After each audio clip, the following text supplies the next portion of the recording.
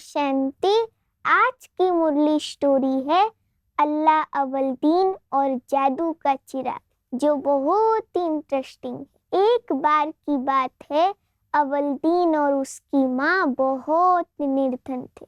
उनका गुजारा भी बहुत कठिनाई से चल पाता था। कई बार तो उनकी 2 वक्त की रोटी का भी इंतजाम नहीं हो पाता था।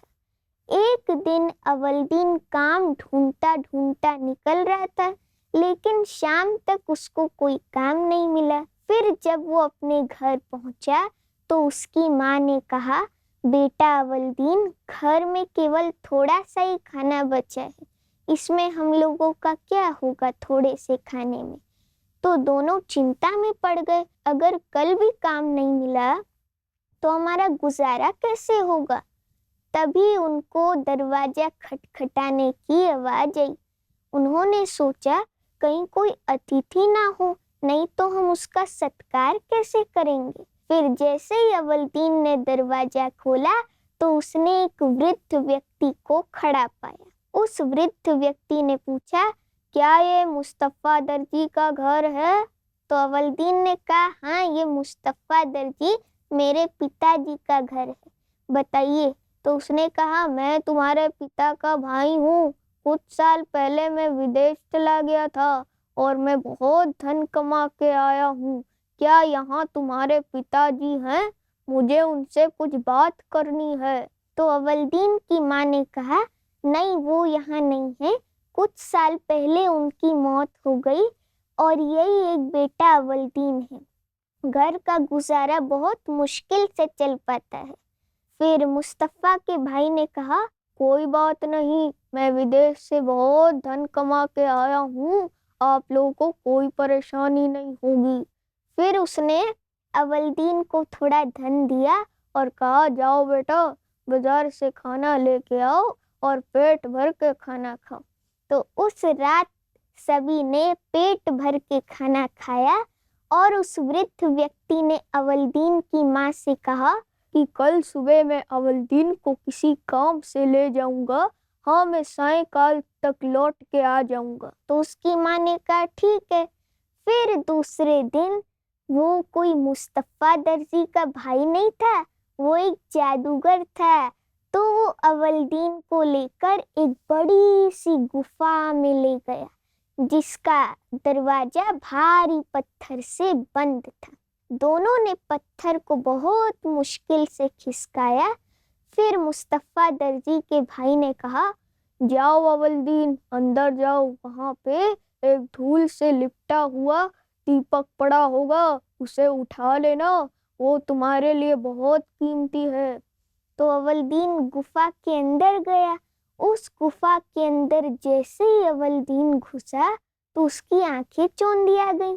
वहां पे तरह तरह के हीरे, मोती, जवाहरात सब पड़े हुए थे। फिर अवलदीन ने थोड़ी अपनी जेबें भी भर ली और झोली भी भर ली। तब उसको अपने चाचा की आवाज सुनाई दी, अवलदीन जल्दी करो, दीपक पकड़ाओ मुझे। फिर अवलदीन का ध्यान दीपक की ओर गया। जैसे ही वो दीपक के पास गया तो जैसा चाचा जी ने बताया था वैसा ही दीपक मिला और वो फटाफट दीपक को उठाकर चाचा जी के पास आया और उसने कहा, चाचा जी, आप मुझे ऊपर से उठा लीजिए। तो चाचा ने कहा, नहीं, मैं नहीं उठाऊंगा, पहले मुझे दीपक दो तभी उठाऊंगा। अब अवलदीन अपनी जिद पर डटा रहा और वृद्ध व्यक्ति अपनी जिद पर। फिर जादूगर ने गुफा का मुंह भारी पत्थर से बंद कर दिया और गुस्से में कहा, तुम यहीं रहो, मैं यहाँ से जाता हूँ, ठीक है। अब अवलदीन बहुत चिल्लाए, लेकिन उसकी किसी ने आवाज नहीं सुनी। फिर उसने दीपक को किसी चीज से रगड़ लगाया और उसमें से एक जिन्न प्रकट हो गया। तो उसने जिन्न से कांपते स्वर में पूछा, तुम कौन हो जिन्न? तुम यहाँ क्या कर रहे हो? तो जिन्न ने कहा, मैं इस दीपक का सेवक हूँ। जो भी इस दीपक को छूता है, अपने हाथ में रखता है, वही इसका मालिक हो जाता है। तो अवलदीन ने कहा कि तुम मुझे मेरे घर पहुंचा दोगे? मेरी माँ मेरा इंतजार कर रही होंगी। तो जिन्न ने पलक झपकते ही अवलदीन को उसके घर पहुंचा दिया।